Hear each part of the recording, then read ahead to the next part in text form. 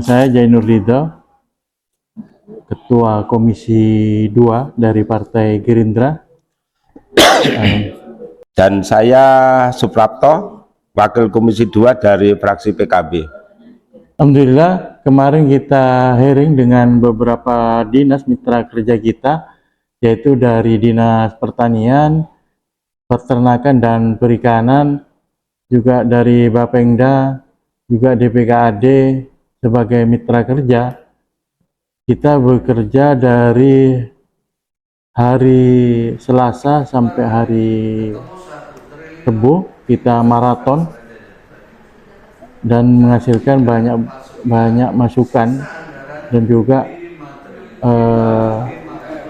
rekomendasi dari Komisi 2. Kita bersama teman-teman anggota Komisi 2 dengan mitra kerja banyak menghasilkan kegiatan-kegiatan atau rekomendasi, misalnya di Dinas Peternakan dan Perikanan untuk meningkatkan pelatihan dan bagi masyarakat. Yang kedua, peningkatan program kerja ASN dan non-ASN di lingkungan peternakan dan perikanan.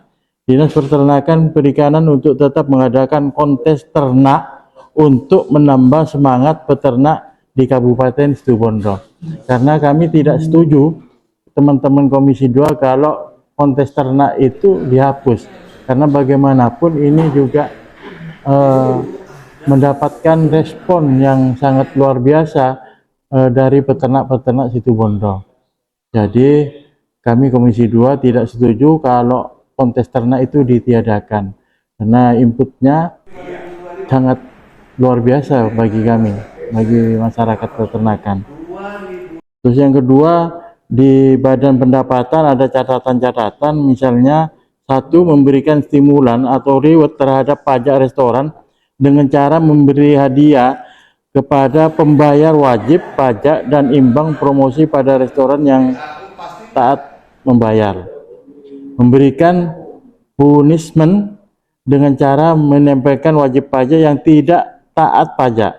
Yang ketiga, percepatan pendataan aset daerah sesegera mungkin, karena bagaimanapun target PAD kita ini untuk tahun 2025 harus maksimal.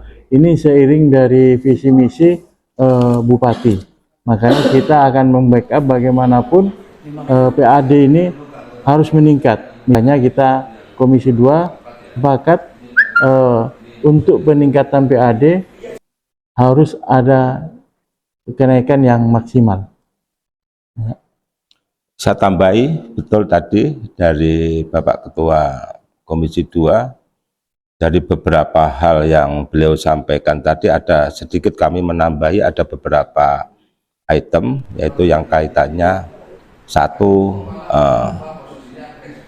menekankan kepada Dinas Pariwisata untuk membayar gaji karyawan, yang mana hampir 3 bulan ini belum terbayar itu, untuk diselesaikan maksimal 2 minggu dari hari kemarin. Itu rekom dari Komisi 2.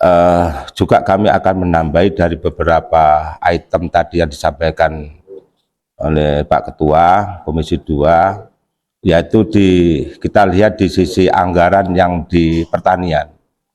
Yang di sisi pertanian itu ada hibah yang sangat besar di situ. Di situ belum ada RKA-nya, jadi masih ngambang. Ada 18 miliar itu yang masih ngambang, dan di situ yang harus juga diselesaikan. Yang kedua, dengan kaitannya pupuk organik cair, yang mana 2024 itu juga sudah kita coret, tetap jalan. 2025 juga dianggarkan, yaitu kita tidak dianggarkan, tidak boleh dianggarkan dengan Komisi 2, karena masyarakat petani kita itu harus perlu edukasi. Apalagi dengan visi misi Pak Bupati kemarin yang mengatakan bahwa Situbondo edukasinya pembelajaran kepada kelompok tani yang ada di kabupaten untuk diedukasi pembuatan pupuk padat atau pupuk organik. Ternyata setelah kita tanyakan di mana dan kelompok mana, ternyata baru 6 dari 780. Nah, berarti kan dinas tidak paham dengan apa yang disampaikan kepada bupati, visi misi bupati di situ. Jadi sudah kami jelaskan untuk pembuatan pupuk organik cair dan pupuk hayati itu untuk dialihkan ke kelompok tani yang ada 780 kelompok tani yang ada di Kabupaten Situbondo. Itu yang dari Dinas Pertanian. Jadi ada banyak hal lah di Dinas Pertanian ini yang perencanaannya masih amburadul. Nah, sedangkan di pariwisata sendiri juga masih ada beberapa item itu belum masuk di situ, jadi dia bingung juga gitu loh yang di pariwisata ya. Yang di keuangan ini, maaf, Komisi 2 ini merekom kepada Dinas Keuangan untuk betul-betul meminit mana yang itu diperlukan sangat prioritas dan mana itu yang biasa-biasa saja.